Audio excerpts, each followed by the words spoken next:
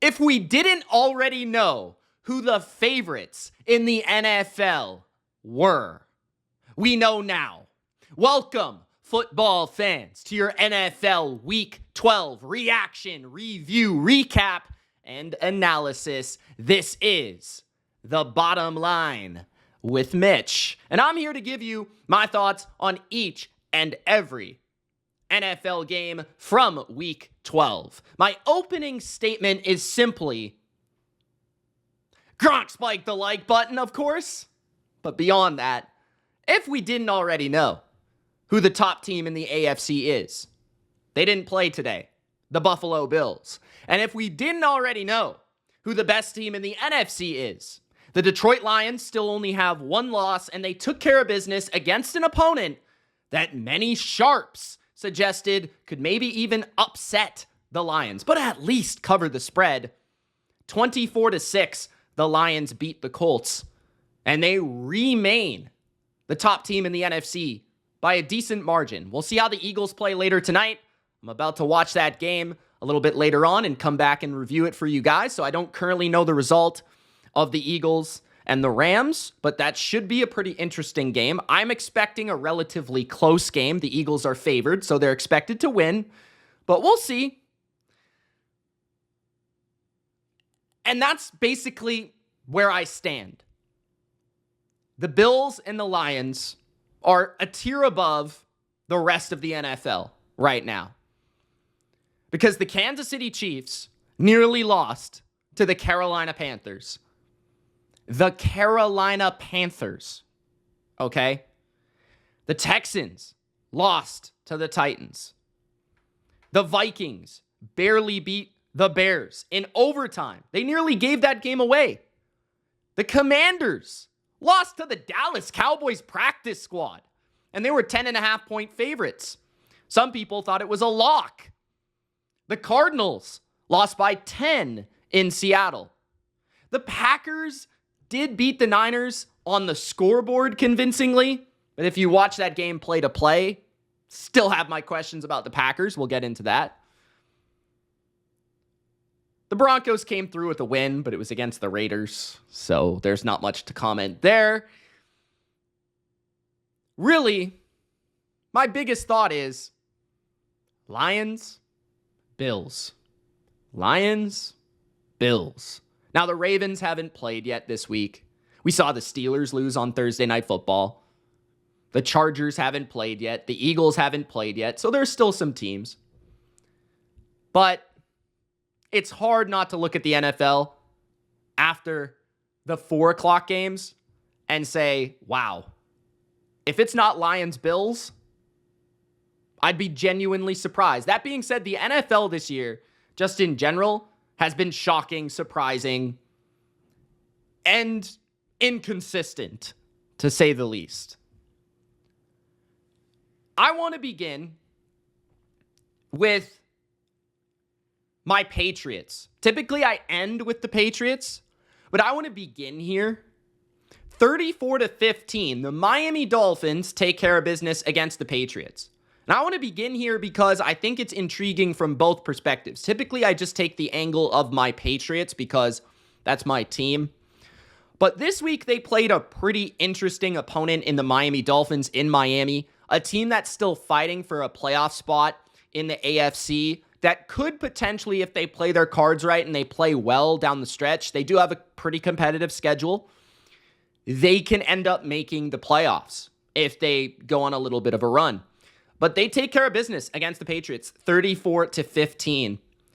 And offensively, they thoroughly dominated this game. 23 first downs, 373 yards, and it felt like more. And they were up big. They were up big.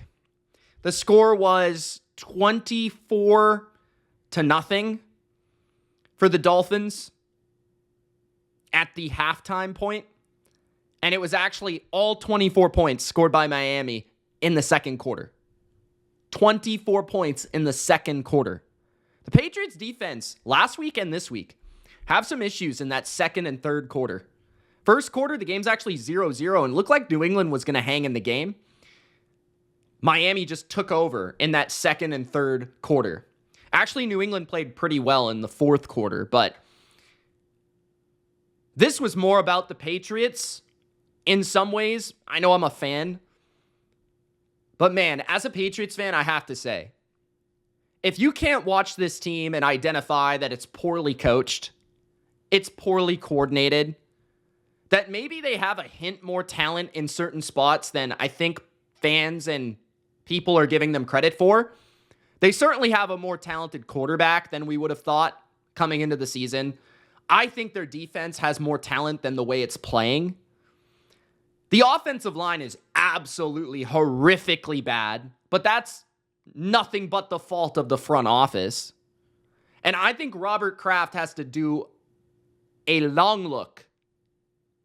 Take a long look at the Patriots coaching staff, especially on defense, especially Gerard Mayo, because I think the offensive faults are a majority on the personnel. Because let's be fair, Bill Belichick never put together a great receiving core for this team. The offensive line was a bit in shambles even when Belichick was there. So to really fault the offensive staff, Alex Van Pelt, I don't think that's fair, because there's a lot of teams with much better offensive personnel, especially at receiver and on the offensive line. But I look at this game, and the main story for New England, penalties, just so many of them, especially on offense. Early in the game, they couldn't go a single set of downs without a holding or a false start. It was absolutely embarrassing. They couldn't go more than 2 or 3 plays without some sort of penalty along the offensive line. The Adrian Lowe had, I think, 3 false starts alone. DeMontre Jacobs is probably the worst right tackle in football. He was an absolute disaster. And they got their young quarterback pressured over and over and over. And I've heard the comments already. Oh, Drake May keeps turning it over week after week. Interception and a fumble today.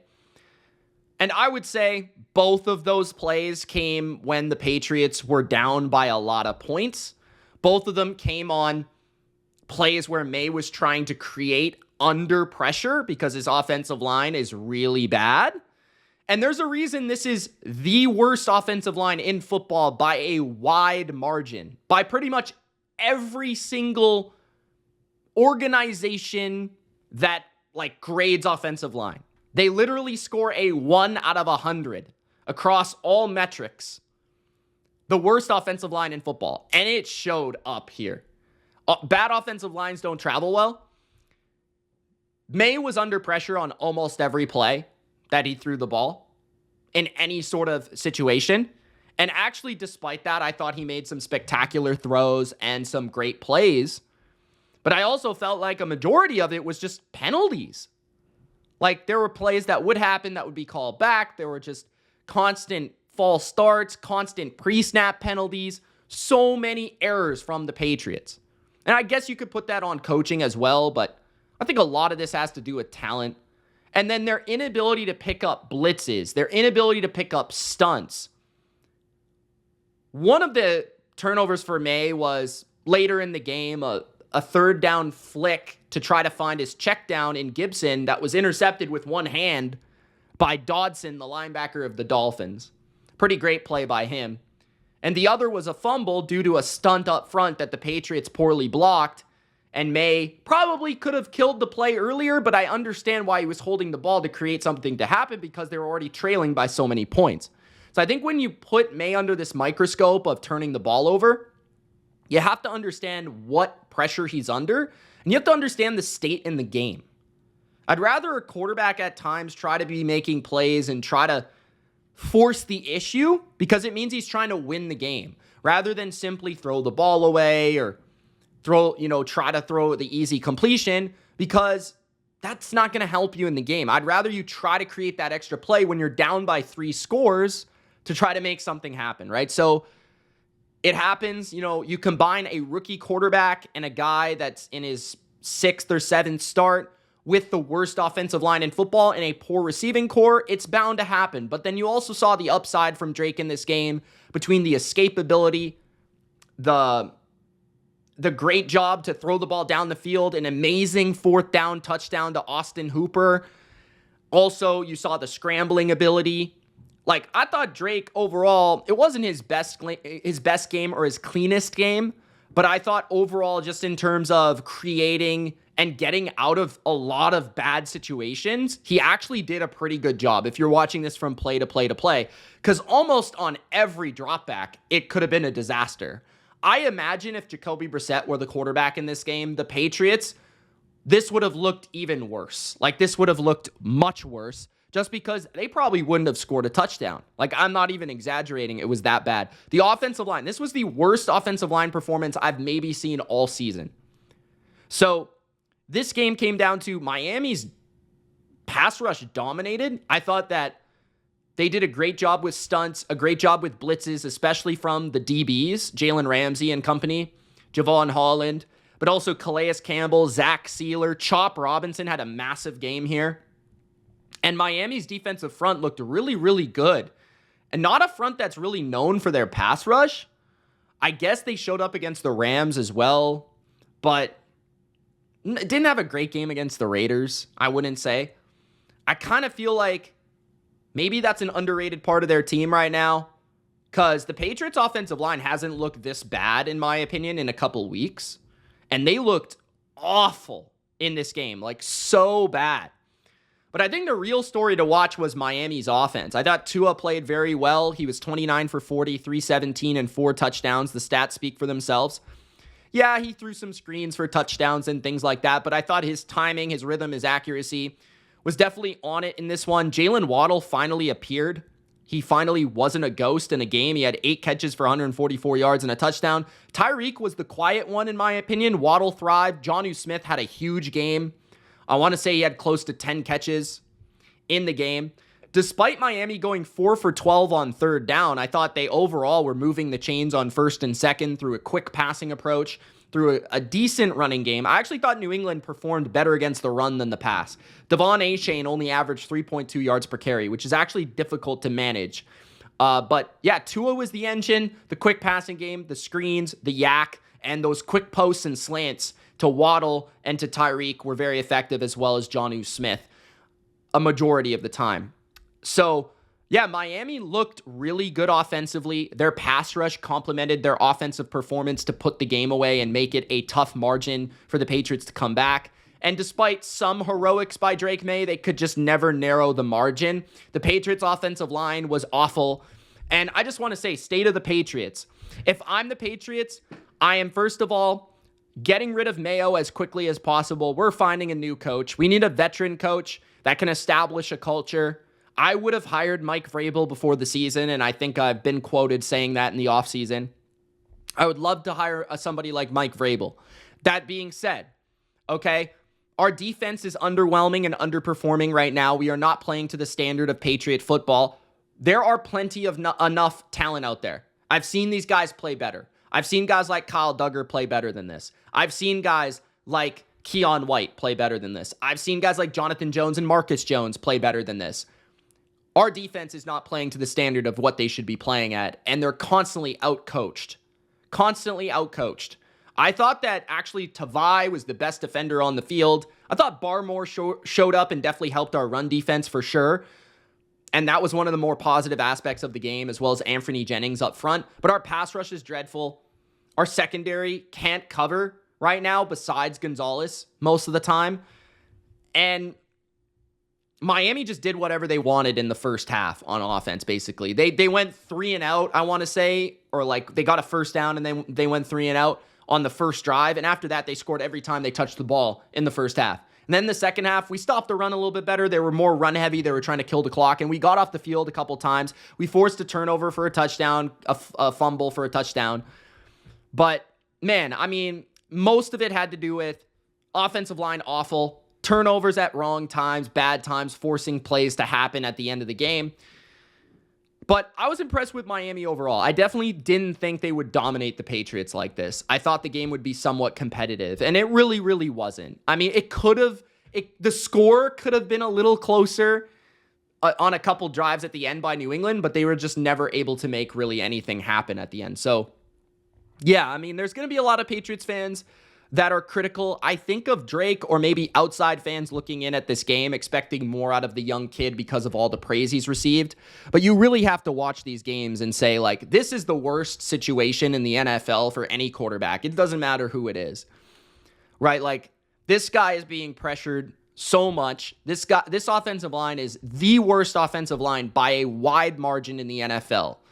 And the run game is super inconsistent for the Patriots. And then you combine that with constant penalties. You're just never going to win that way. So, and your defense is giving up score after score. It's just a terrible situation to be in. This team needs a complete reworking from the coaching staff on down. If I am the general manager, I'm drafting offensive line constantly in the draft. I'm probably addressing receiver in free agency. But yeah, this is not embarrassing for the Patriots as they were expected to lose, but certainly not the effort that I would have wanted as a Patriots fan. I was expecting something a little closer. Defense got dominated again and just sliced and diced by Tua. We have yet to beat Tua, I don't think, in his career. Not that I'm all that surprised because our team has not been good for a minute now. So, yeah, 34-15, Miami beats the Patriots. That's where I wanted to start. Where I want to go after that is to the Tampa Bay Buccaneers, 30-7. They were one of my best bets, -5.5 or 6, and they covered greatly. They were, dominant in this game against the Giants. And, many people thought maybe the quarterback mix-up with DeVito would actually give the Giants a spark. That was not the case. I think, more importantly, because Tampa looked like a legitimate team in this game. We know what their offense has been the whole year. They put up 450 yards in this game, 156 rushing yards. Baker had another great game, maybe the best quarterback performance of the early window. 24 first downs, 6 for 11 on third. And, they didn't throw a pick, didn't turn it over, only punted twice. And I believe they were both later in the game for Tampa Bay. Tampa just looked like a playoff team in this game. They beat the crap out of the Giants. They got after DeVito. They had 4 sacks in the game, blitzing him at will. And pretty much everything I said in my best bets video came true. The Bucs got the lead because of great play calling from Liam Cohen, balance from Bucky Irving and company, Baker making good throws because he's the most underrated quarterback in football, and it's not that close. And then on the other side, the Bucs would stop the run a bit better than people think. They would get after the quarterback and they would make stops. And that's exactly what happened. Tommy DeVito was completely inept. 21 for 31, 189 yards are his final stats, but it looked very ugly early in the game and they barely had any first downs. Baker was 24 for 30. Bucky Irving had 87 yards rushing and a touchdown. Mike Evans was back with 5 catches for 68 yards. Cade Otton played a good game. Rachaad White scored a touchdown. Sean Tucker made some key plays. What else? Some plays by, some of the secondary receivers like Palmer from the Bucs. Defensively, Vita Vea had a strong game. Jamel Dean was back in there. But I thought overall, as a concert of a defense for the Bucs, I felt like they put together a nice show. It felt like this was one of their better performances off of the bye week, looking a little bit more in tune of what they wanted to be. It helps to play Danny DeVito here. Tommy DeVito, the Italian stallion, was not much of a stallion. But Bucs make a statement. I think they still have a shot, as we've discussed before, to make the playoffs and win this NFC South. They are 5-6, I should say. They play after this week Carolina, the Raiders. Then they get the Chargers, which will be their toughest game remaining. The Cowboys, the Panthers again, and the Saints. So they play 1, 2, 3, 4, 5 losing teams out of 6 games. So they're 5-6. If they can somehow win 5 games out of their last 6, let's say they lose to the Chargers, they would have 10 wins and 7 losses. If they can get to 9-8, they would also have a shot, in my opinion, as the Atlanta Falcons clearly look like frauds, as we discussed last week, against the Denver Broncos. Now, again, going back to this comparison, we've done it a couple of weeks in a row now, but I'm going to continue to bring it up because the Bucs, to me, Falcons are 6-5, Bucs are 5-6. Now, the Falcons beat the Bucs twice. The first time I felt like because Todd Bowles blew it, and the second time because of injuries. Okay. The Falcons play next week the Chargers. All right. So both teams play the Chargers. Not an easy game for the Falcons the way they're playing. The Falcons also play at Minnesota. The Falcons also play the Commanders. Okay. So Atlanta does play the Giants, the Raiders, which I actually don't think will be that easy of a game for the Falcons currently, and the Panthers, which also the Panthers are playing better. We'll discuss them in a little bit. But the Chargers, Vikings, and Commanders, two of them in Minnesota, which is really hard, and in Washington. So let's say Tampa loses 2 games, Atlanta loses 3. I think Atlanta would still have the edge because of the division. So Tampa is going to have to try to go 5 out of the last 6. But it's definitely possible given their schedule. So just going to throw that out there. I don't think Atlanta's playing very well. I kind of hope Tampa makes it because I think they're playing really good football against good teams. And they're capable of blowing out bad teams like they did today against the Giants. We talked about the Detroit Lions, 24-6. They took care of business once again. I watched a bit of the first half, and kind of in the second half, I didn't watch as much. There were more compelling games, but Detroit, they dominated 26 first downs to 11, 9 of 15 on third down. They actually were stopped on a fourth down relatively early in the game, which kept the Colts in the game. I think it might have been at the start of the second half, if I'm not mistaken. But Detroit had 390 yards. Colts had 268. And I think what this shows to me again is we kind of know what the Lions are offensively. You know, they had their 137 rushing yards, which honestly for them is like not a lot. Gibbs actually was held to a modest day of 21 for 90, 4.3, but he did have 2 tutties. David Montgomery had a good game, a really good game in my opinion. I thought he had some really good runs early, some good red zone runs, even some nice, I think catches. I think a screen or 2 maybe. Or maybe they were just outside runs, but some nice ones where he was just breaking tackles. This was maybe his best game just from an eye test that I've seen him play in a minute, I feel like. Jared Goff, 26 for 36, 269. He didn't score a touchdown and he didn't throw an interception, but he had a pretty good game throwing the football and didn't have too many issues with the Colts defensively. I would say that the most impressive part about the Lions in this game is their defense. Now, we know that Anthony Richardson is not the most accurate quarterback. He is not the most in rhythm. He's not the best at reading coverage. He is very flawed, but he's very explosive. He did have his moments early in this game where he was able to get the Colts going, and it felt like this game was going to be close early in the game. It was 7-6 in the second quarter, and it was even 14-6 going into halftime, and it kind of felt like, okay, the Colts are hanging around. Maybe they're going to be able to cover this spread, but they just were never able to get anything going in the second half, where Richardson only had 11 completions on 28 attempts, 172 yards. There was just not a lot of consistency in the passing game. A lot of tight windows, under pressure, 3 sacks for... Actually, Detroit had 0 sacks. The Colts had 3, believe it or not. But it felt like Richardson he wasn't really able to find anybody open, and the Lions were suffocating a lot of the windows and making Richardson very indecisive. Jamison Williams had 5 catches in this game for 64 yards. Pittman had 6 for 96. Pierce had a really nice catch down the field in, I think, the first half. Bates had a 56-yard field goal as well. And the run defense of the Lions was expectedly very solid. Jonathan Taylor only had 35 yards on 11 carries. So, yeah, Detroit did their part on offense by possessing the ball, going on long drives, 37 minutes of possession. But that plays directly into the Colts don't possess the ball well because Richardson is not a consistent quarterback. He's not consistently on time. He's not consistently accurate.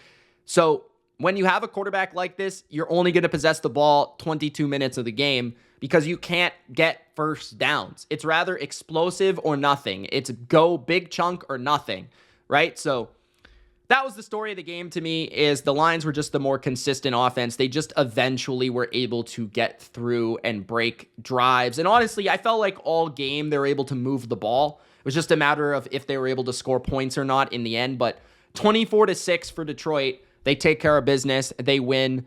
Kind of an ugly game for their standards, but they get it done, and they They halt the Colts. I think it's impressive to hold the Colts in their dome, in their building, to only 6 points. Even, Richardson is inconsistent, but that's really impressive to me, to hold the Colts to 6 points, because that's an explosive offense. That's a good play caller.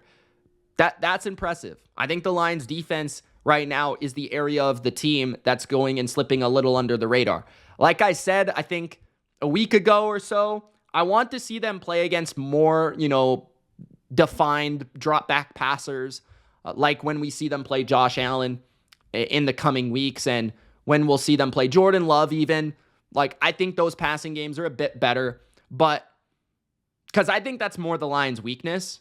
They kind of do match up pretty well with the Colts, especially with the banged up offensive line that they have, but still, it's an offense that looked better last week.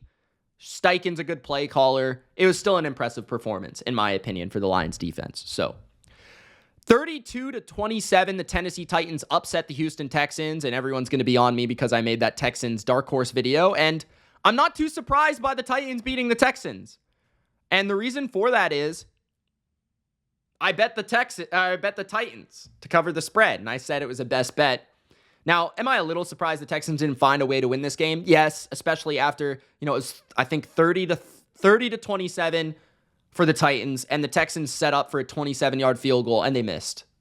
And then the Texans got the ball back after another stop with a chance to tie, but they were deep in their own end, and they took a safety, and they lost. So this game could have been into overtime, and who knows what would have happened in overtime. That being said, the Texans were not impressive again. And I will say, and I've said this repeatedly, the Titans are not a bad team. Like, the Titans are one of the unluckiest teams in football. The Titans actually have one of the best defenses in the league. They're second in yards allowed. They have a historically bad special teams. And in this game, it didn't happen to hurt them as much. They did fumble, I think, a punt return. But other than that, I don't think it was as bad as usual. Actually, the Texans missing the field goal was pretty impactful. Will Levis did have his back-breaking mistake, which is maybe the worst thing you could say for the Texans. He threw a pick six, but it wasn't back-breaking. Why? Because Tennessee's defense, again, they match up really well with Houston. That's why I took the points with Tennessee, because the Titans are one of the best run-stopping teams in the league. Texans only had 40 rushing yards, and Stroud and his pass protection is inconsistent right now. I mean, Stroud actually played statistically one of his better games. I thought even visually he played one of his better games in like the last month or so. He was 20 for 33, 2 touchdowns. He did have 2 interceptions, 247 yards, right? But the main theme was the Texans couldn't run the ball. 14 carries for 22 yards for Joe Mixon. Nico Collins did have a good game, and the Texans also hurt themselves. They had an illegal formation where they scored a 50-yard touchdown. It was called back. That hurts, right? 5 receptions on 9 targets for 92 yards and a touchdown for Nico Collins. He had a Nico Collins game, but he could have had like 160 yards and 2 touchdowns. That definitely hurt them. But yeah, Tennessee had more first downs, 19 for 12 to 12. They were a little bit better on third down, 4 for 14, 3 for 13. They got a 1 for 1 on fourth down. They ran the ball much better. Tony Pollard was the more effective runner, 24 carries, 119 yards. That's 5 yards a carry. And that seemed to supplement Will Levis. Will Levis actually had one of his best games, if not his best game of the season. I thought he played really well here. 18 for 24, 278, 2 touchdowns, a couple long strikes in the game. Okonkwo, just on a simple crossing route, off play action, goes for 70 yards and a touchdown. A big throw to Calvin Ridley earlier in the game. Westbrook Akine had a 38-yard touchdown as well, who he's also been playing really well. I almost wonder if they traded D-Hop just to get this guy more reps, because he's actually been really good lately. But Will Levis, 18 for 24, 278, 2 touchdowns, 1 interception. The interception was a touchdown, unfortunately. But he actually played arguably, probably better than CJ Stroud. He outplayed him, and the offense of the Titans took me by surprise here with how well they were able to run the ball, keep the Texans' pass rush off balance. That being said, genuinely surprising that a team manages to win like the Titans despite getting sacked 8 times. The Texans had 8 sacks against Tennessee here. So Houston, and especially near the end of the game, they caused many stops and got the offense the ball back. But the Texans could never just truly take advantage of it when they needed to the most, including the missed field goal. Both teams punted 5 times. Texans, of course, had their 11 penalties for 81 yards, as they typically do. They need to clean up the penalties, and they need to clean up pass protection. I've been saying this for so long at this point. It's ridiculous. But, yeah, just too many penalties. Their run defense was a little suspect today, and Tony Pollard took advantage, and Will Levis had one of his best games. But the Titans are certainly capable of this game, especially against a divisional rival and a division opponent. They're capable of these games. Their defense is really solid. Their run defense is awesome. Their front is good. And yeah, they're really well coordinated on defense.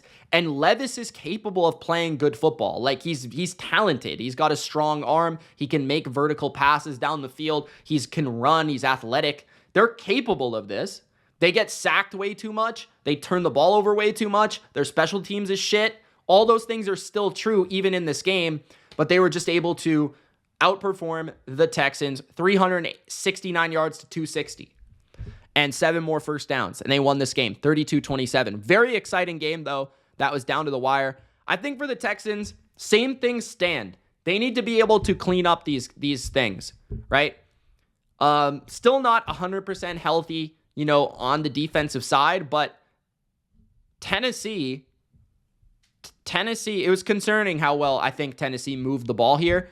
That is something that took me by surprise, was the Titans' ability to move the ball better than I expected. Maybe that's just what happens when Will Levis actually has a good game and hits some of his big shots down the field instead of missing them.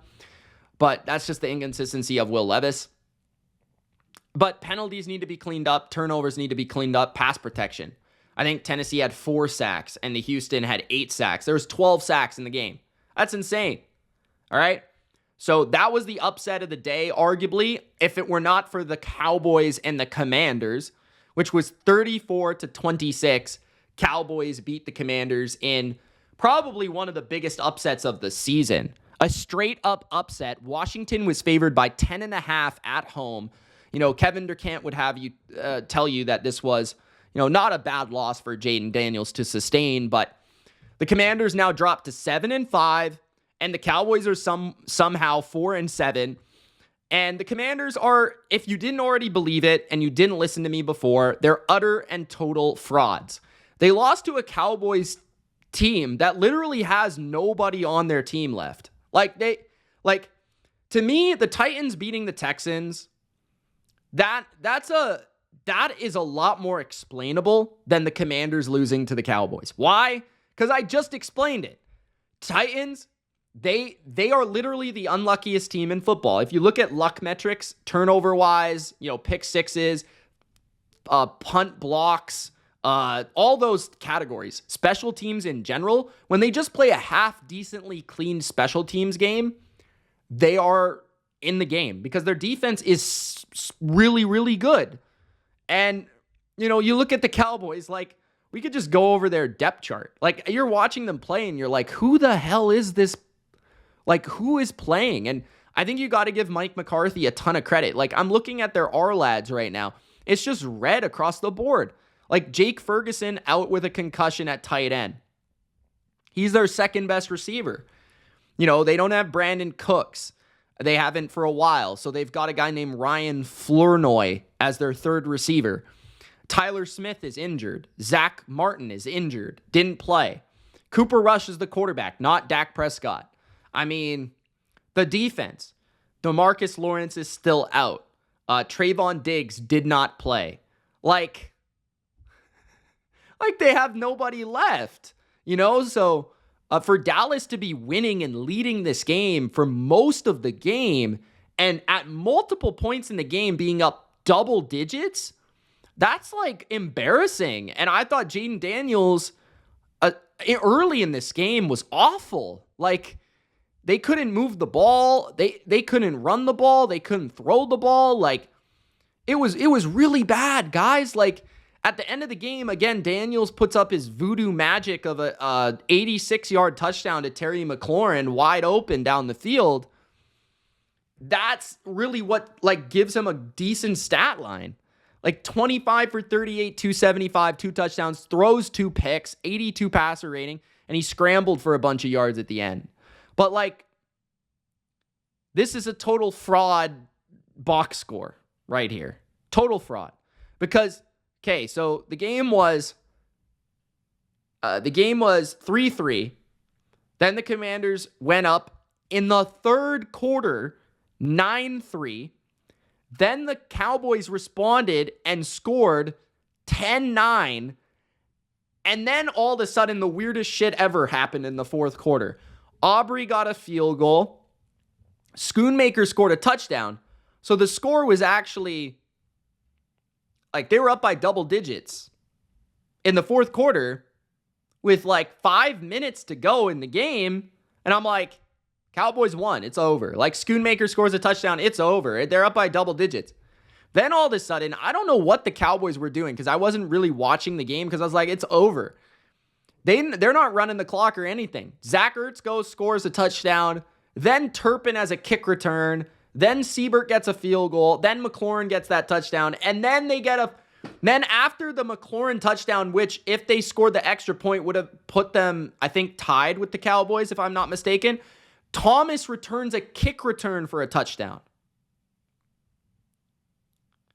So that was one of the craziest sequences in my life, and I can't do it justice. Like, so first of all, Ertz scores a touchdown to kind of make the game a little closer. After Schoonmaker scores his touchdown, I think that would have made it a 3-point game. Ertz scoring made it a 3-point game. Turpin immediately scores a kick return where he fumbles the ball, picks it up, and goes for a touchdown, which was insane. Then later in the game, right after, you get a field goal from the Commanders and kind of, it feels like it's garbage time, but it's really not. There's 1:44 left. It feels like it's garbage time, right? And then, McLaurin gets a deep touchdown, 86 yards, and they miss the extra point. And then immediately after the missed extra point, there's a kick return for a touchdown. It's comedy, like 2 kick returns for touchdowns by Dallas.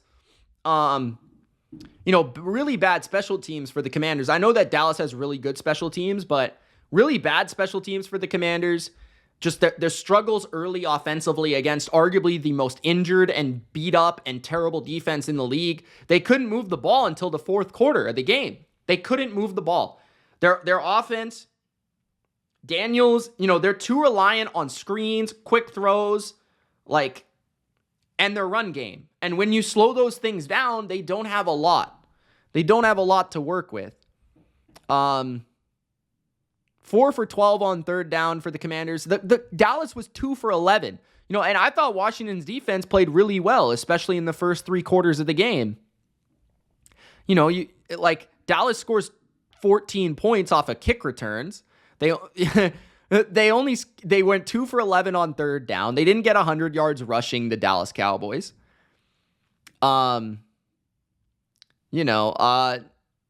Actually, Dallas had 4 sacks on the Commanders. Washington had 6 sacks. Both teams punted 6 times. And Washington also had 8 penalties for 78 yards, which is a common theme in the losing sides today, is a lot of penalties. 35 minutes of possession for Dallas. I will say, Dallas has been very good with Cooper Rush of possessing the ball. We saw that against Houston too, where they're able to move the ball and go down the field for long drives, but it felt like they were never able to kind of make something happen other than field goals once they pushed through. They did have the 2 touchdown drives, but I didn't think Washington defense was awful in this game. I thought it was more so their offense couldn't do what was expected early, and then the game just went wacky in the fourth quarter. Like, Washington put together a big explosive, 1 good drive, and Dallas had kick returns, and that was the game. So the overall story of the game is, I'm not buying into this for Dallas. Dallas, they kind of flukily won a game here, special teams, stuff like that. But at the same time, Washington losing this game says way more about Washington because, Daniels has consistently played worse and worse and worse throughout the last, 5 or 6 weeks. And continuously, I keep saying it, most overrated person by the media in football. Their defense, I don't think is playing terrible lately, but their offense is clearly taking a step back. And now you combine that with some of these special teams mistakes that happened in this game, they just looked like a total fraud in this game. Like, there's nothing else really to say. Like, they just looked like a team that's fun, interesting, but they're just not, like, 10.5-point favorite going in this game, even against a team this bad. It just felt like they were never deserving of that praise. They were never in that stratosphere of being favored by that many points against any NFL opponent, including arguably the worst opponent in the NFL in this game, the Dallas Cowboys. Like, just looking at who they had in this game. And the Texans just lost to Tennessee today. And the Texans beat the crap out of the Cowboys last week. And the Texans didn't play particularly well in that game either. And they beat the crap out of the same Dallas team. So, and Dallas actually had more players in that game, I think, offensively. So, yeah, just a really underwhelming, really pathetic performance by the Commanders. 34-26, the Dallas Cowboys take it over the Commanders. Those are the first few games that really caught my eye. After that, and before I get to Sunday Night Football and then come back and record the rest, let's talk about the Chiefs and the Panthers. 30-27, the Chiefs take it over Carolina. This was a red alert, high alert, what is going on type of game for the Chiefs, in my opinion. The Chiefs looked like they were going to run away with this game at one point. It looked like they were in control the entirety of the game. But then all of a sudden, they just couldn't stop the Carolina Panthers, which is one of the weirdest sentences I've ever said. Bryce Young, I will give him credit, played good in this game. I thought, especially from a movement standpoint and elusiveness standpoint, Bryce Young played well. He was 21 for 35, 263, and a touchdown. And he didn't throw an interception. I thought Bryce Young, from a movement, getting out of the pocket, making plays down the field, and avoiding negative plays, Bryce looked confident. And he looked more like the Alabama player that I remember, with good vision and the ability to escape and things like that. He played one of his best games of his career.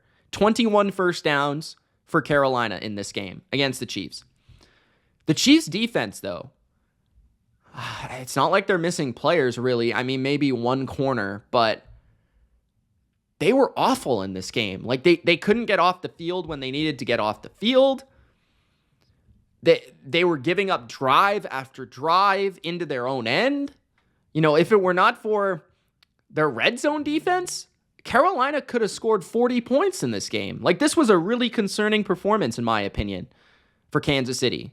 Because this is what I expected from Kansas City offensively against Carolina, around 30 points. But what I did not expect was the defensive performance. And I get it, there was some pass interference calls at the end of the game and stuff like that, but they were pass interference. I was watching the game. They were pass interference. You know, Kansas City had 10 penalties for 91 yards.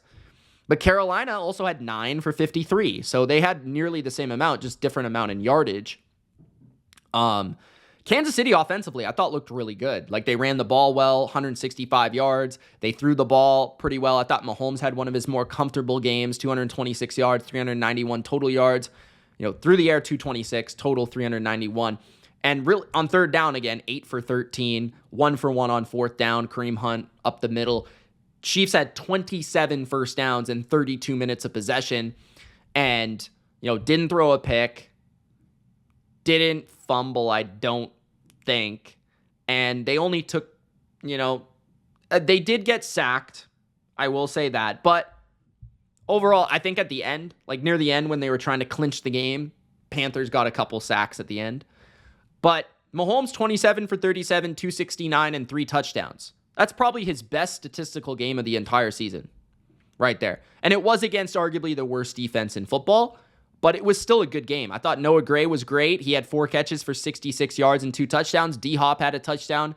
Kelsey was relatively quiet. Kareem Hunt, you know, did his thing, 68 yards. They tried to mix in Carson Steele a little bit. I'm looking forward to Isaiah Pacheco. But it was the classic Chiefs offense. Like, they didn't have a ton of explosives. A couple to Noah Gray for touchdowns. But More so, it was just like they would get to 3rd down and 2, they would run the ball, they'd get the 1st down. They'd get to 3rd down and 3, they'd run the ball, they'd get to the 1st down. Like, it was pretty much what the Chiefs had done. And the Panthers had no answers because the Panthers can't stop the run. We already know this. But the shocking thing was just like how the Panthers would continuously drive the field.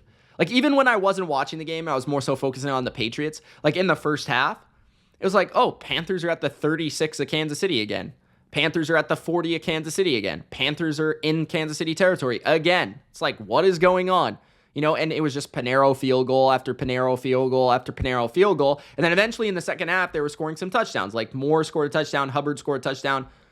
Hubbard is a good running back, man. I like watching Hubbard. David Moore had a shocking performance, 6 catches for 81 yards, a touchdown. I thought Adam Thielen looked decent in this game, coming back to the lineup. Was it, Leggett had a couple plays in the game. But man, I got to give credit to Bryce Young for playing a really solid game here. And I am very concerned about Kansas City. You guys let me know what you thought about this game. I was shocked that Kansas City's defense looked this bad. I thought Spags' blitzes were not effective.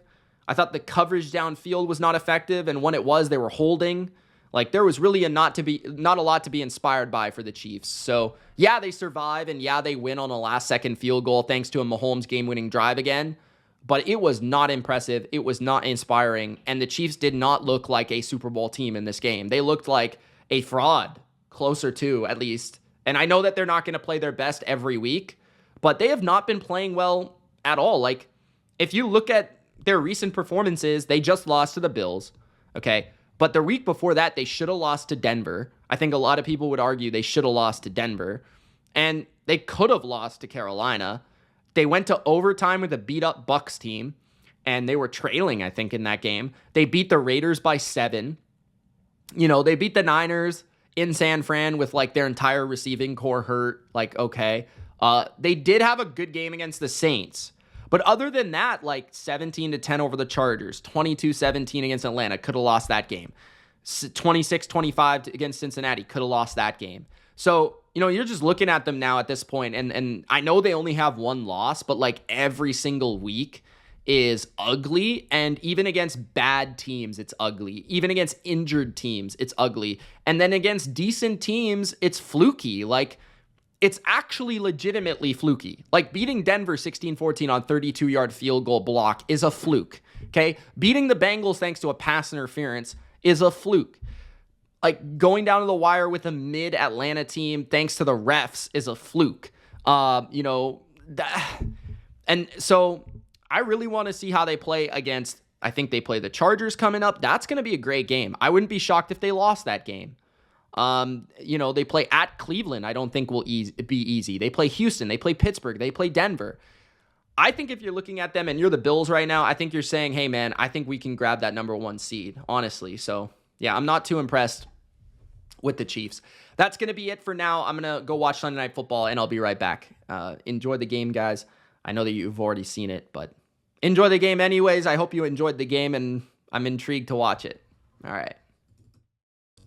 Okay, we're back. After Sunday Night Football, the Philadelphia Eagles, with another impressive performance on their win streak. They take it in Los Angeles over the Rams, 37-20. The Rams drop to 5-6. The Eagles go to 9-2.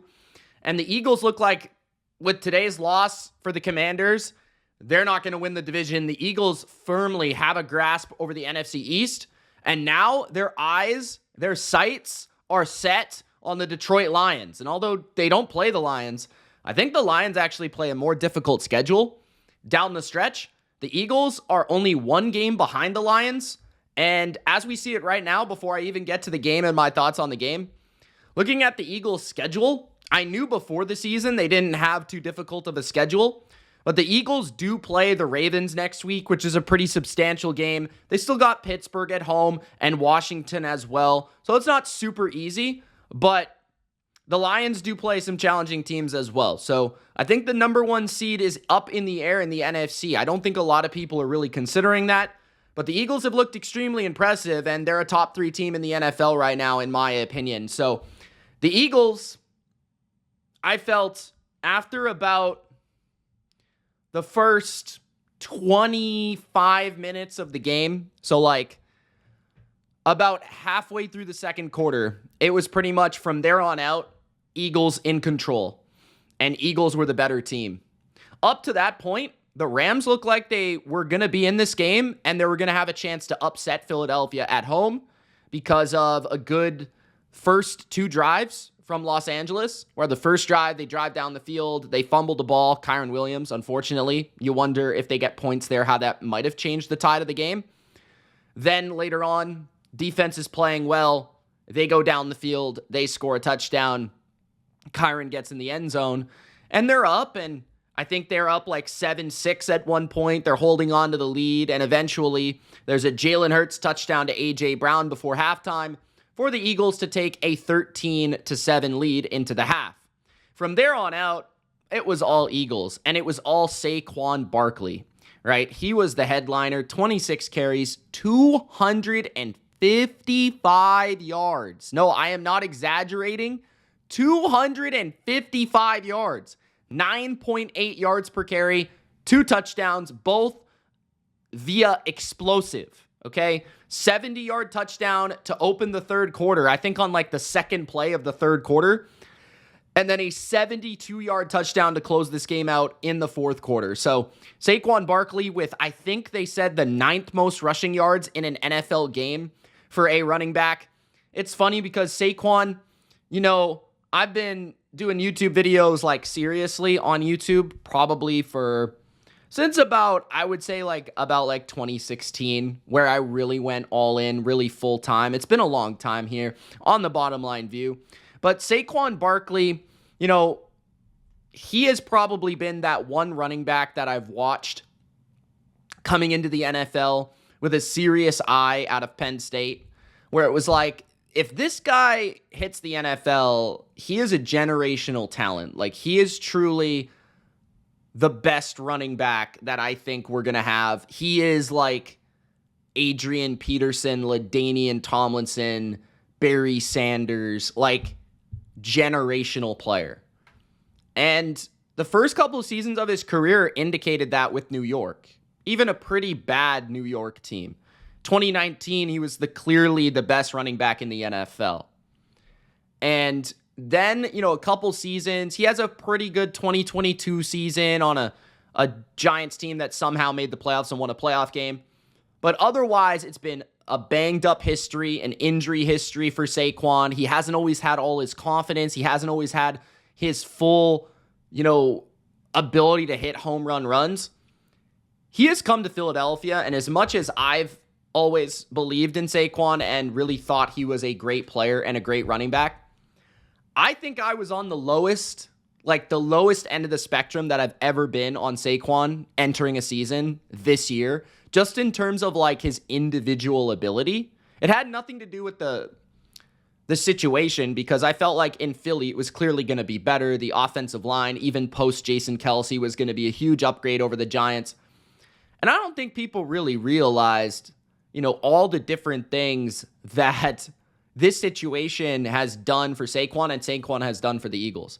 So first of all, I mean, the Giants had like one of the horrible, historically bad offensive lines of this era over the last like 4 years. So there's a difference even between a historically bad offensive line and a bad offensive line and a mid offensive line, right? And now he's on a very, very good offensive line. Like, the spectrum could not be further apart for where Saquon was and where Saquon is. And now it feels like he's faster. It feels like he's confident. It feels like his vision, like the ability to hit that hole and just burst through, is at that all-time level again, where it felt like after about 2020, it felt like he was never going to get that level of explosion back. And we never quite saw it to that 2019 capability, you know, because he had ACL injuries. He had major injuries. But it looks like this guy is, like, fully back. Like, this is the game to me. And I know he's had great games this year. But I was still kind of watching him, and I'm like, 2019 Saquon's still a little bit better, in my opinion. But watching him right now, like, this guy, he is right now in the short list of most explosive running backs in the league, but I think he is easily the best running back in the league. Like, I don't think that's really a question. You know, when it comes to the combination of agility, speed, pass catching, blocking, grit, power. I feel like Saquon is such a complete back. And also, I think what Saquon brings, which I've always admired about him, is he is a rare leader from the running back position. I think he's actually kind of brought this Eagles team together in a way that I don't think many other players at skill positions could do. Because remember, this was an Eagles team that was in shambles. And even early in the season, I think they started like 2-2. And then once they really made their identity Saquon Barkley and the run game, and they got back to the 22 way of playing, but just with a better running back, I feel like this Eagles team they're back in that 22 mode. Like, they're an excellent team. They're a well-rounded team. And actually, Jalen Hurts is kind of doing less now than he did then. Jalen Hurts in this game only has 179 yards and a touchdown. Now, I don't want to go too crazy with the Eagles because it feels like they haven't played a legit contender in a while. And I would also say that to be the case for the Lions as well, where like the Lions and the Eagles have been dominant as of late. Lions a little bit more flashy and explosive and points. Eagles a little bit more driven on defense. But man, the Eagles put up a statement on Sunday Night Football. I think if you don't have them alongside Detroit and Buffalo in your power rankings, you're just lost. Like, you're not watching the same sport as everybody else.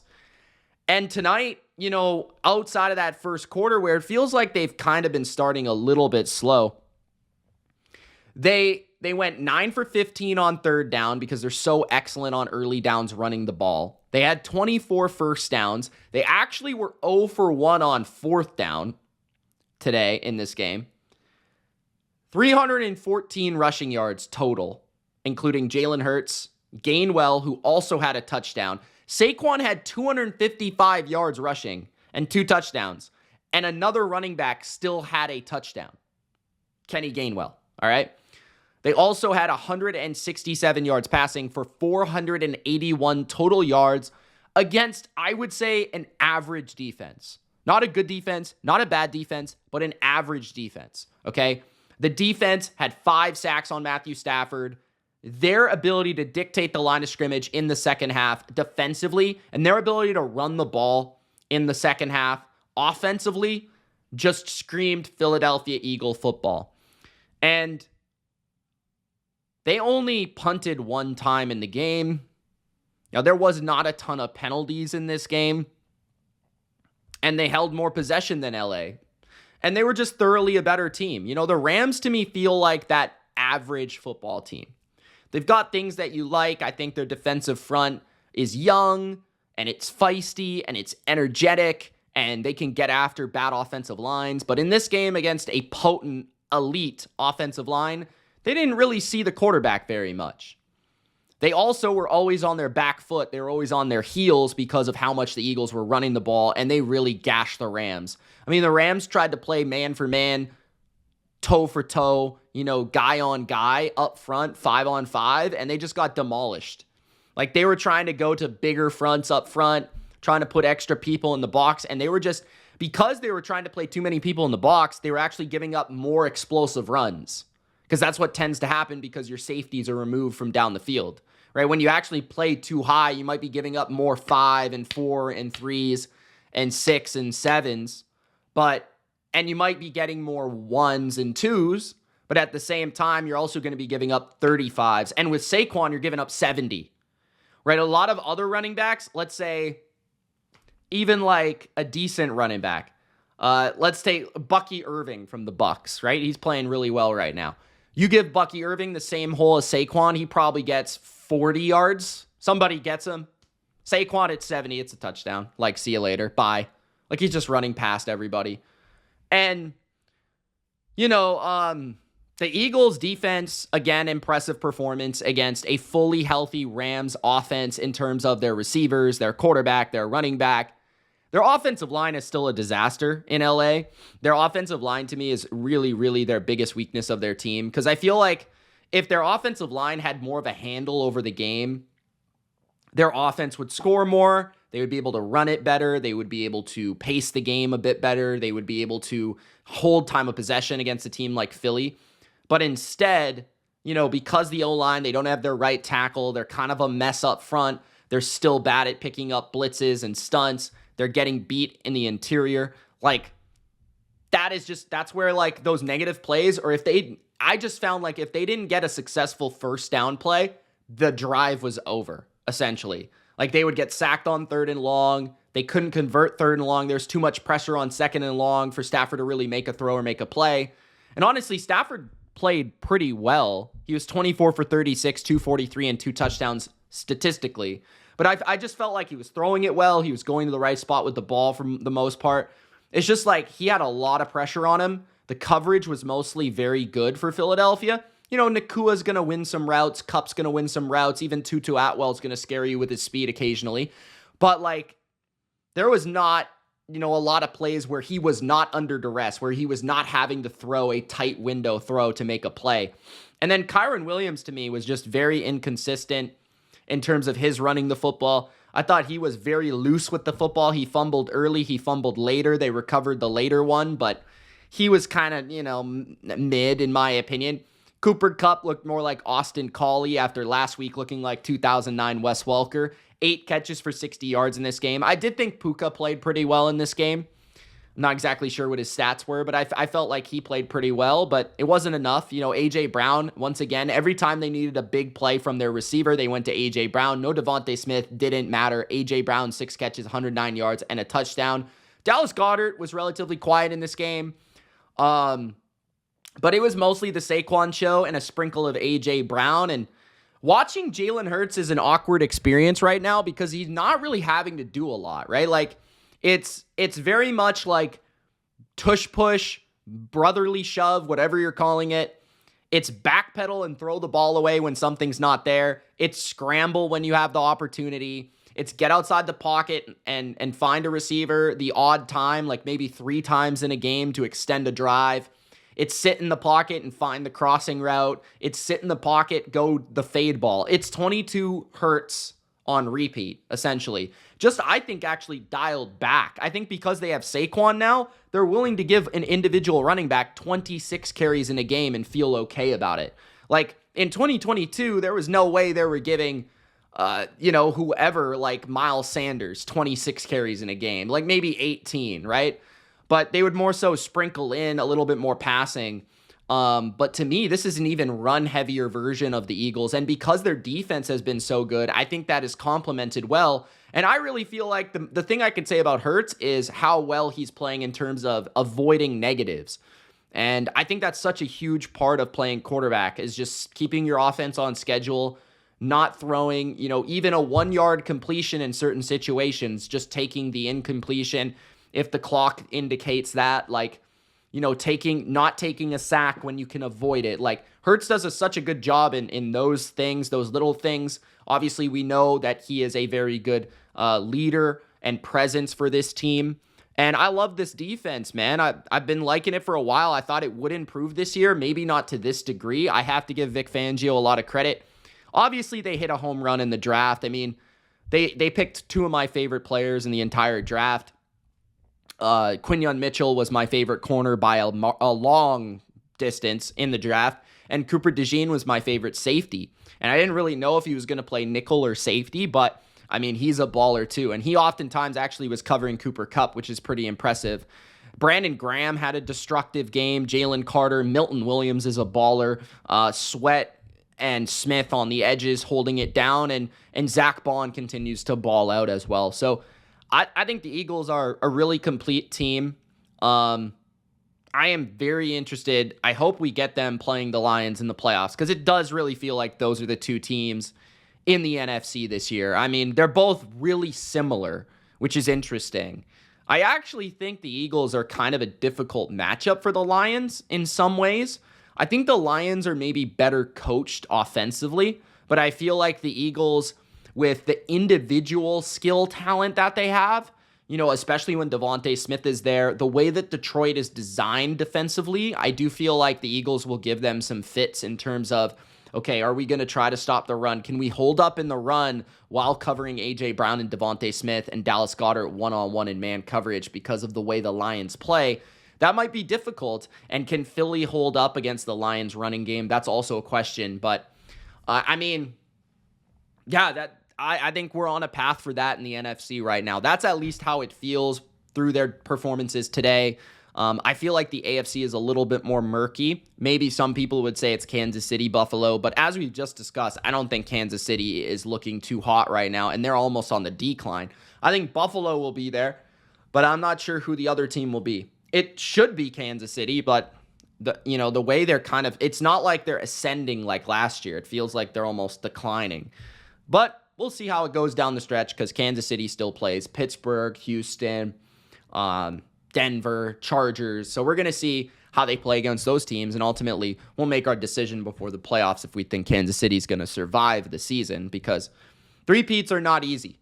That being said, Sunday Night Football, dominant Saquon statement for the Eagles, and great win for Big Al's squad. Congratulations to Big Al. Shout out to Big Al. His team is balling out. Hopefully they stay healthy. That's a big thing, right? Detroit lost Aiden Hutchinson, which is a big thing too, which could come around at some point. But 37-20 for the Rams. They're 5-6. I continue to see the same things. The offensive line, the defense just isn't all that talented, especially in the back end at linebacker. They have huge flaws there. But I don't think they're going to win this division. I don't really think, I'm not really sure who's going to win this division, to be honest. I mean, the Rams are 5-6. The Niners are 5-6. I think most people had those two teams at the top of their division. I think I had Seattle ahead of the Rams, but at the beginning of the year. But I feel like the Rams, a lot of these teams I think the Cardinals have the easiest schedule. But just thinking about what the Cardinals are, I wouldn't be shocked if they lost like 3 more games this year.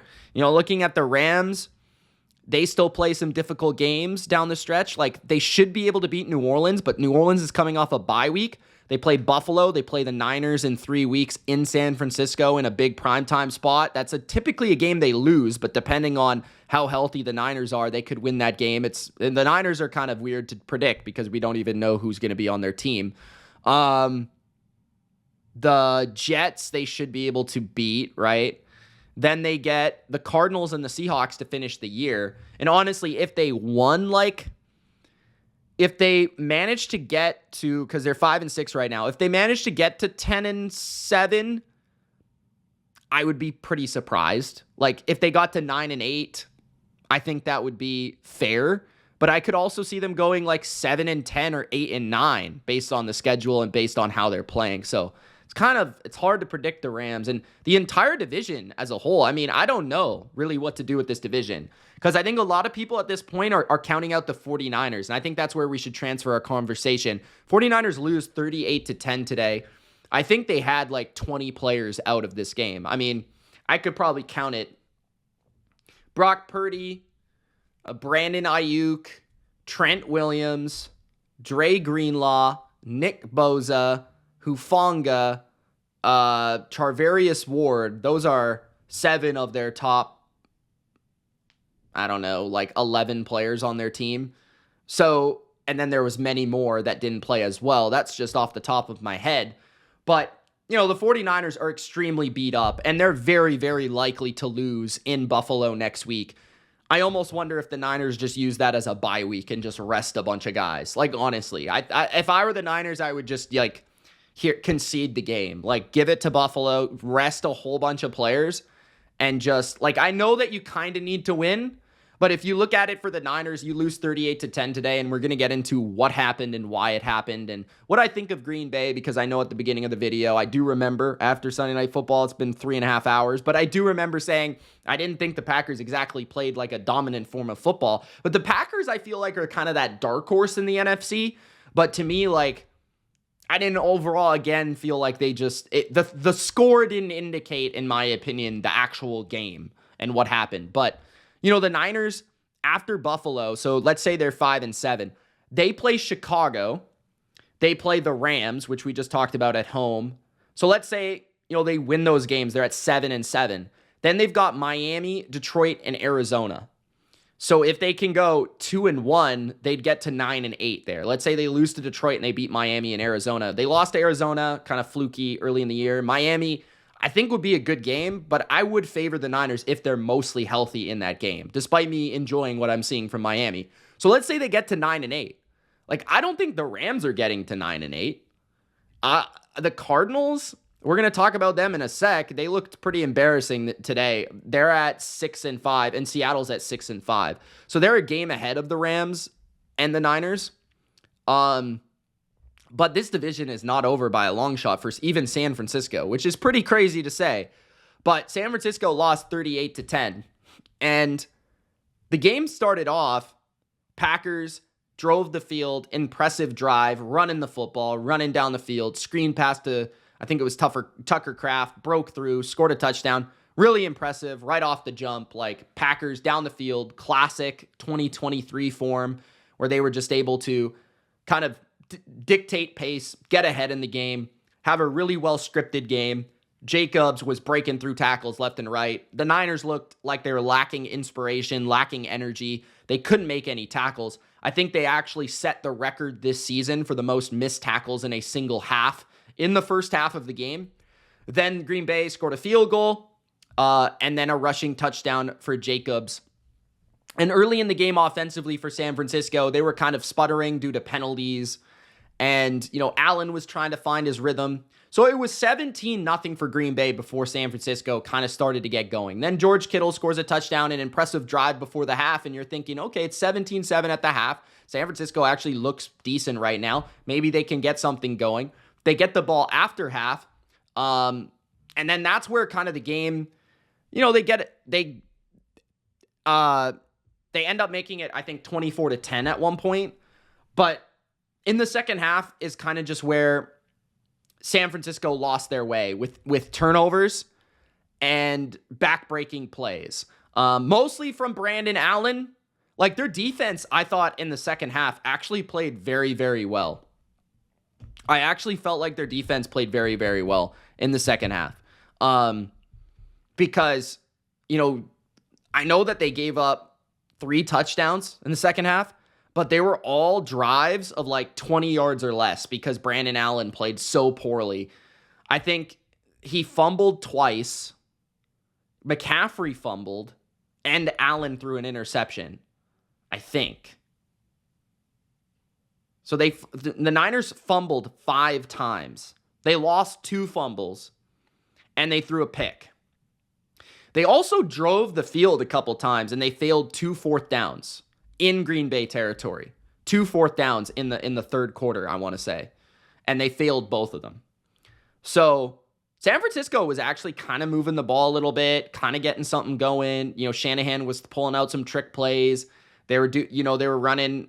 They were actually not awful on offense, considering that Brandon Allen was their quarterback. But it was just turnovers. So Green Bay was able to get some turnovers, and they converted short drives into points. That was basically how Green Bay ended up pulling away and winning 38-10.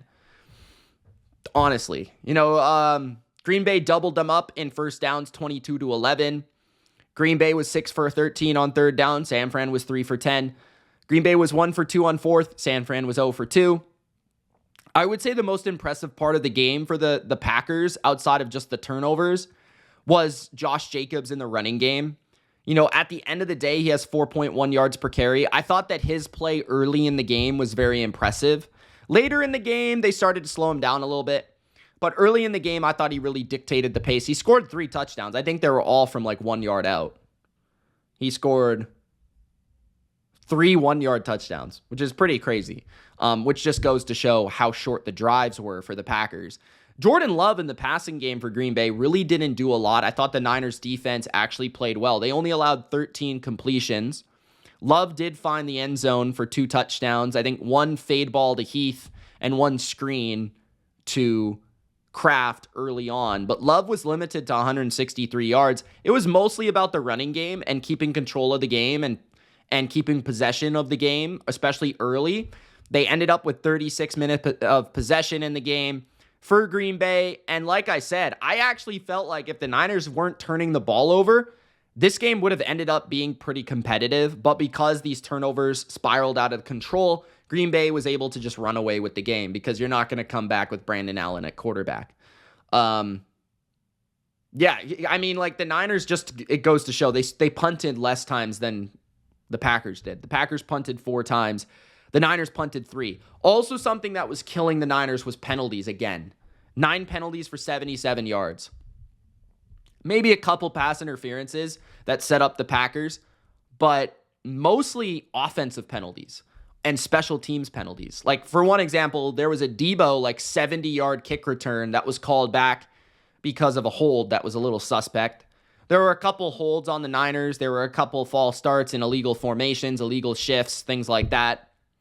But a lot of deadly penalties for San Francisco that put them in really bad situations for a backup quarterback. Like, it makes it that much more important that you're efficient on early downs when you have a backup quarterback, because you don't want to put them in third down. You don't want to have them in 3rd and 8, right?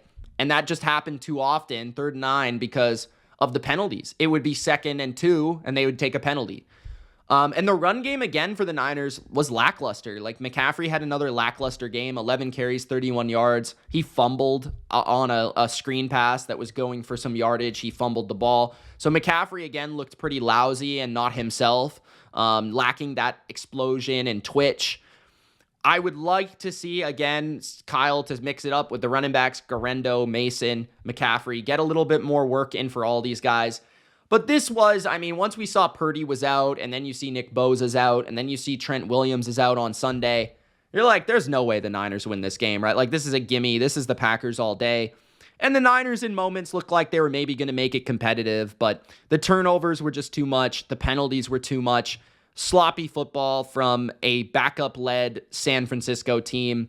Overall, I felt like the Packers kind of played their normal game. They just kind of benefited off of the other team giving him the football and giving them some easy conversions, some easy short drives to capitalize on. I felt like this is the same Packers team we've kind of been seeing all year, which is a team that they're running the ball exceptionally well. They protect their passer well. Love didn't make that critical mistake, which was, I guess, a huge bonus.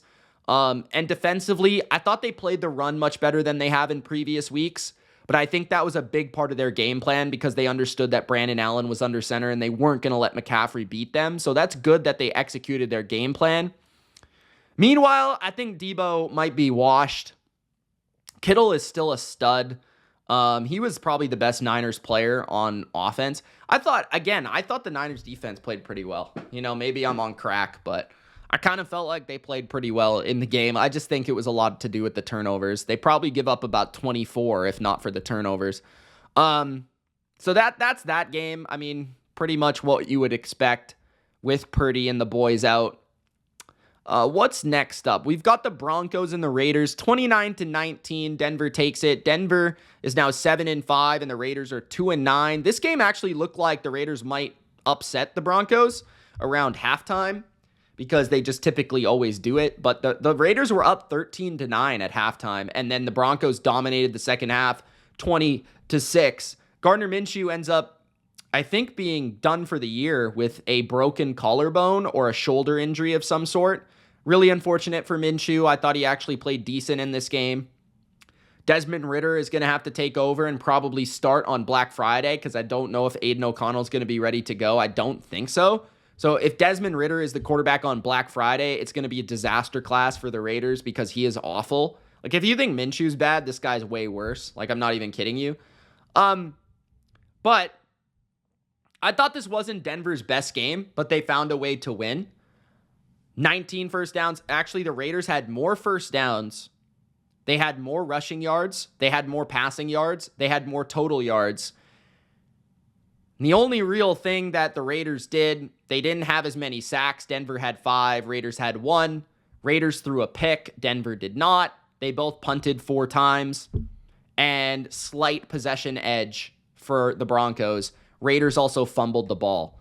So when you look at this, the Raiders offense is just completely incompetent right now. Their quarterback play is far below average.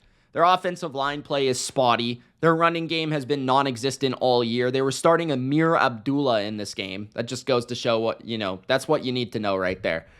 Jacoby Myers and Brock Bowers make some plays. Tucker makes some plays at times, but it's pretty inconsistent. I actually felt like the Raiders, considering they were playing Denver's defense, they didn't do a terrible job on offense for the personnel they have, scoring 19 points. But I thought that Cortland Sutton had a massive game. Bo Nix had a pretty solid game again, 25 for 42, 273 and 2. He had some really nice throws in this game at the second level, at the intermediate level, some in-cuts that I thought were really impressive. He made some nice throws to Cortland Sutton for a touchdown that was impressive.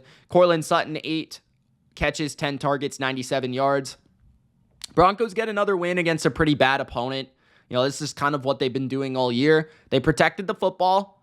They stuck with it. They were trailing early, but they were able to turn it around the second half and just be the better team at the line of scrimmage. They ran the ball a bit better than the Raiders.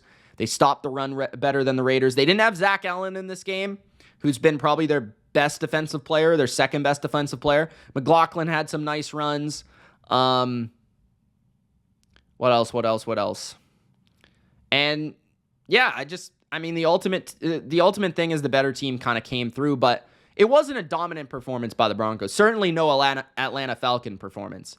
It was a little sleepy early on, but Denver turned it on enough in the second half to make things happen, and the Raiders just too inconsistent, too many turnovers, too many dumb plays.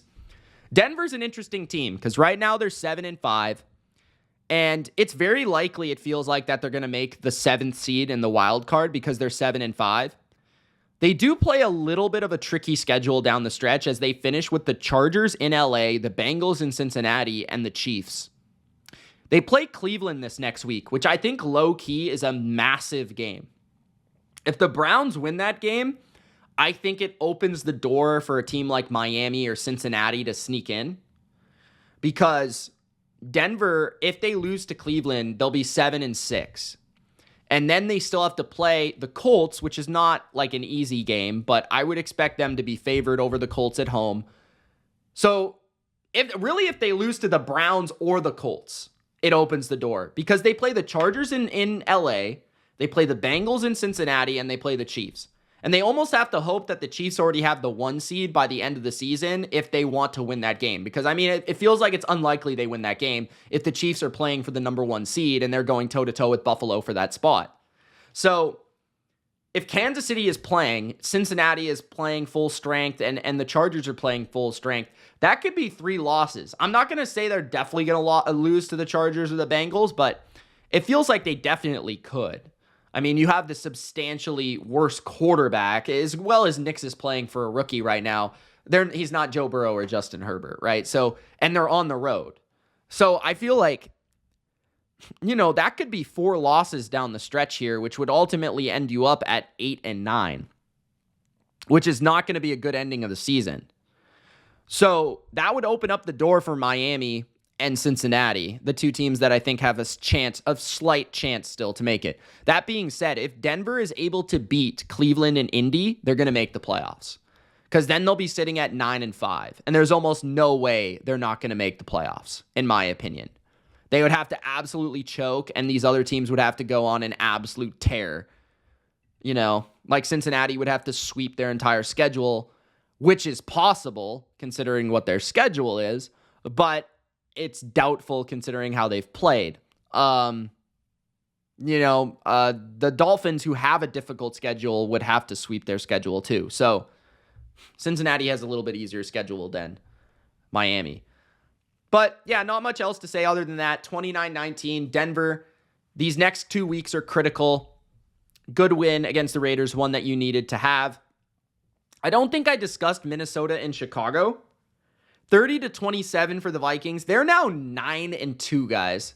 They're literally only 1 game back of the Lions in their own division, but they feel like an absolute locked and loaded wild card rather as the 5 or 6, because the funny thing is the Packers are 8-3. So the Packers are only 1 game back of the Vikings. Minnesota had 452 yards in this game, more passing yards, more rushing yards, and more first downs than the Bears. They also punted 2 times less. Both teams got 3 sacks each. This game ended up in overtime somehow, some way, because of an onside kick. So Chicago was actually, in a pretty tough position because they scored 17 points in the fourth quarter.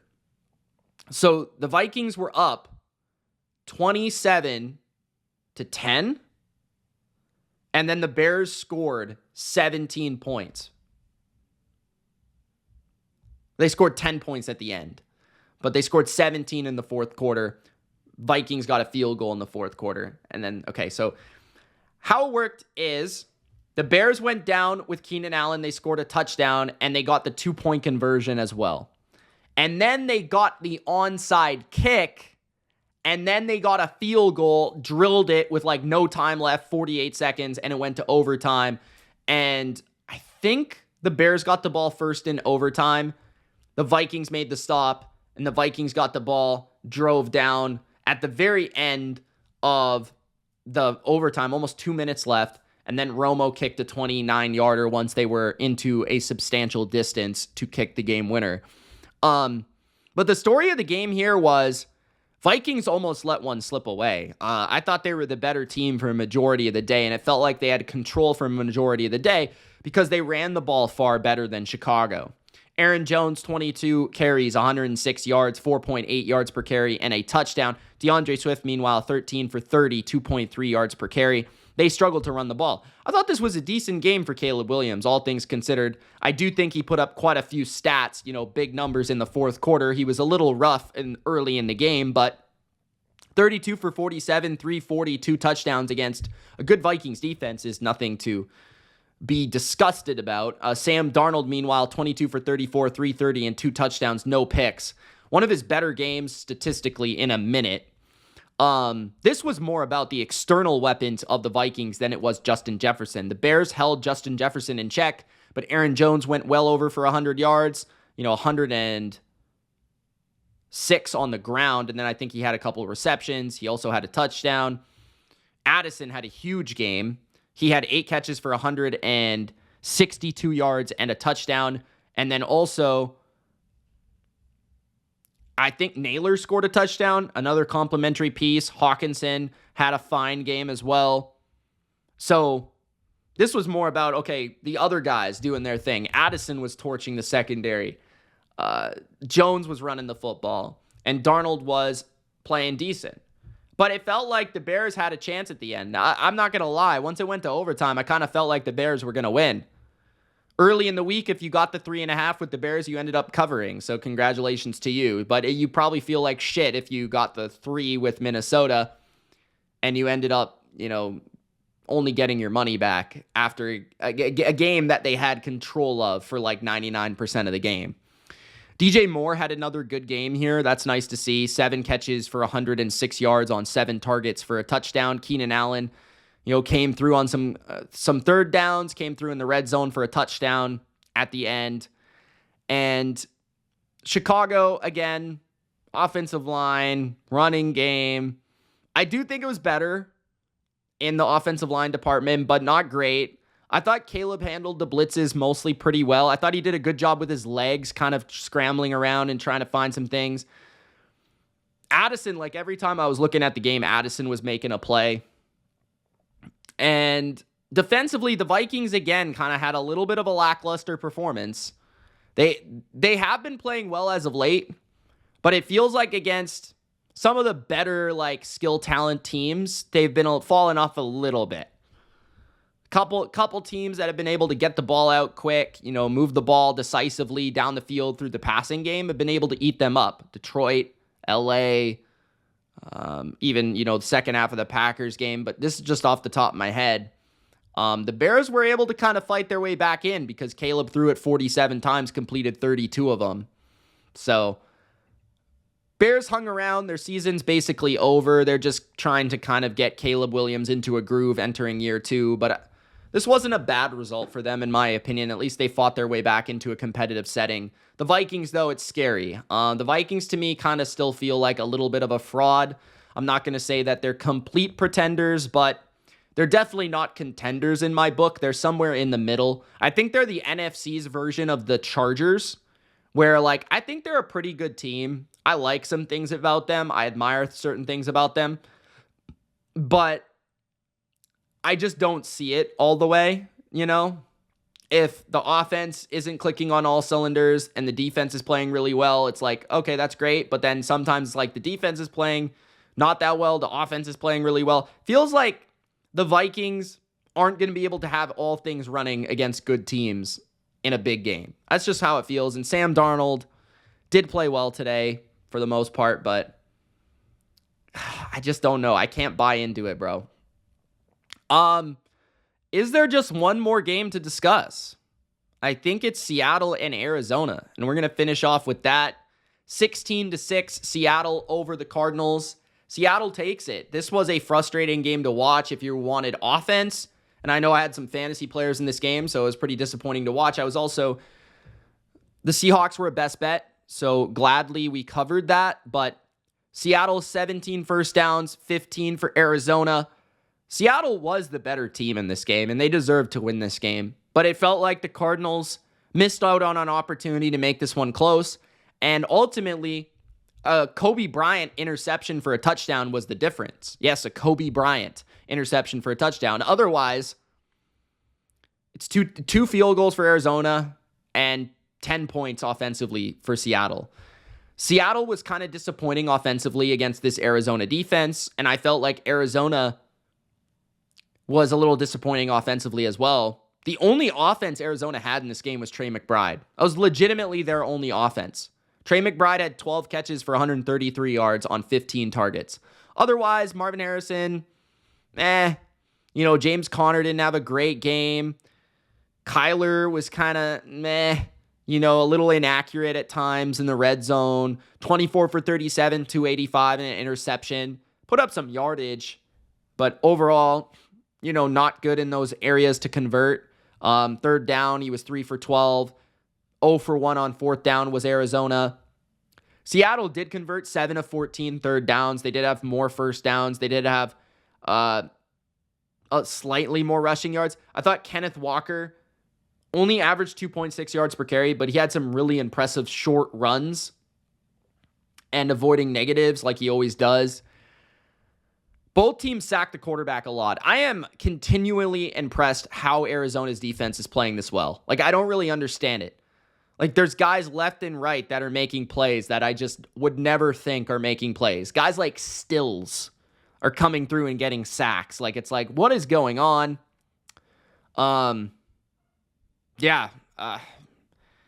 This was just a ugly football game. Like, neither quarterback played amazing. I thought Geno made some throws down the field. Jackson Smith and Jigba had some plays, 6 catches for 77 yards and a touchdown. DK was kind of quiet. Lockett was like non-existent. I honestly don't even remember him catching the ball. Barner showed up a couple times. But Geno, this game should have been worse. Like, honestly, this is how the game should have went. It should have been 16-6, but Geno threw a pick in the red zone. He threw a pick in the end zone again, which I don't know if a quarterback's done that more often than Geno Smith this year. He did it twice in one game against the Rams, period. But he threw another pick in the end zone in this game. Honestly, if you take that interception for a touchdown away and you just put that touchdown for Geno Smith on the board instead, it feels like that's more naturally what this game should have been. But obviously, you had that pick six. So I'm not going to say Seattle dominated the game to the degree where they should have won 23-6. But it felt like they had control the entire time. They were up 14-3 in the third quarter. Cardinals couldn't really move the ball. Cardinals were always getting behind the chains. Cardinals weren't able to run the ball. Seahawks defense, again, a statement. And that's overall what I should be talking about, because Seattle's defense once again played exceptional. Leonard Williams, exceptional. Julian Love, exceptional. Linebacker play, very solid. I thought their defensive front dominated a good running team in Arizona. And Arizona is dictated and predicated on their run game. When they're not able to run the ball, they're not effective offensively. That is how their team is. As good as Kyler is at times and as fun as he is to watch, If this team does not run the ball with James Conner, they are not going to beat you. And that's exactly what happened. Seattle, Mike McDonald's defense the last 3 weeks has been shutting down the run, and they've been shutting down their opponents. And that's what happened here at home. They finally get a home victory. I called this one correctly, man. I was a little surprised that Seattle did not put around, 24 points in this game. But I was also shocked that Seattle did such a great job defensively to the T that I thought they would. No, that's even better than I thought they would. I thought, Arizona would score around 20 and Seattle would win like 24-20 or something. I didn't expect them to hold them to 6 points. So, yeah, great job. And honestly,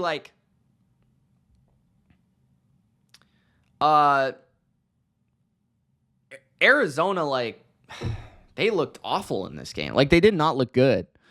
So, yeah, Arizona is interesting down the stretch because I know a lot of people think they're in the driver's seat to win their division because they've won 4 of their last 5. But, if you really look at how they've played, the Chargers game on Monday night could have definitely went either way. The Dolphins game I thought was a fluke. I didn't think they should have beat the Dolphins in that game at all. They somehow beat the Dolphins, though. And that was in Tua's returning game. Then they beat up on 2 teams in a terrible state, the Bears and the Jets at home. And now they've lost this game to Seattle after the bye week where Kyler Murray's eating pizza. He's at a UFC fight. We're talking about the concerns about Kyler. But now it gets interesting for Arizona. So they're 6-5. They've got to go to Minnesota next week. That is not going to be an easy game. They play Seattle again, which we just saw that matchup. I would lean Seattle. I do expect them to split, but watching that game today, Seattle could definitely win again. New England at home, they should win that game, but with Drake May out there, I wouldn't be shocked if New England made it a contest. The way Carolina is playing, you've got to go to Carolina, you've got to go to LA and the Rams, and then you've got to finish off with the 49ers. And maybe by that point, the Niners might be a little bit healthy and willing to play spoiler if they're not in the thing still. So you've got 3 divisional matchups. And I honestly feel and I know they killed the Rams the first time, but the Rams should be a healthier team this time around. And I know that they beat the Niners, but let's be fair. Should they have, if not for a hurt kicker, I don't think they would have. So I could easily see them losing 3 more games. Easily. At Minnesota, at LA, and San Francisco. And then they could also lose to Carolina. This team isn't good enough. They could lose to Seattle. This team, to me, isn't talented enough, good enough to me just put them in the playoffs. And then you look at Seattle, and Seattle has just been inconsistent all year. I do think they've been hitting their stride, though. I thought they should have beat the Rams. Even though I was on the Rams, I bet on the Rams. I was not disappointed that they lost. But I thought watching that game, I was very, very impressed with Seattle. I thought they should have won that game. And then they played San Francisco, and, they get a little lucky. Nick Bosa goes out. Kittle doesn't play. Stuff like that. I feel like they could have lost, but they got a game-winning drive and they won. And that kind of took the monkey off the back against San Francisco. I think that catapulted them from an energy perspective. And you look at how their defense has been playing lately, and it's trending up. So ever since that Buffalo loss, I think they've been looking pretty good. But the thing is, they should beat the Jets. I will say the Jets are coming off a bye. If there ever is a time for the Jets to win a game, it could be from Seattle going from west to east after a divisional win against the Jets. Maybe the Jets will look a little bit better there. But then they play at Arizona. We just talked about that one. That could go either way. It's a flip of a coin. Seattle has the tough spot of playing Green Bay, Minnesota, and then they even play at Chicago and at LA. None of their games remaining are easy except for the Jets. They have to beat the Jets. Because otherwise, if they lose to the Jets, they're in trouble because they've got at Arizona, Green Bay, Minnesota, Chicago, and LA. Honestly, looking at these schedules, I know I'm kind of biased when it comes to the Niners a little bit. The Niners are not out of it. I don't think the Rams are out of it. You look at these schedules, man, I would probably favor the Cardinals. But again, I don't think the Cardinals are exceptional either. So this is just a division. It feels like the winner is going to be 9-8. So we'll see how it goes. But that's where I stand after week 12, covering all these games. Those are my thoughts. You guys let me know yours in the comment section below. My theme is I think we know who the best teams in football are. It's the Bills who didn't play this week. It's the Lions and it's the Eagles. Those are the three elite teams in football. I think after that, you have to put the Chiefs obviously up there. They only have one loss, but they did not play well today, and they are trending down. I think you lower your expectations based on today's result on Houston. Based on Thursday, a little bit lower on Pittsburgh. I think you look at Minnesota and you say, yeah, they're 9-2, but how good are they? Maybe you look at Green Bay and say, hey, they look like a dark horse in the NFC. Maybe that's that third best NFC team potentially. The Commanders are a fraud. Like, there's no doubt about it at this point. Miami is on the rise. I feel like, what else? Miami's on the rise. Denver is hanging in the wild card spot.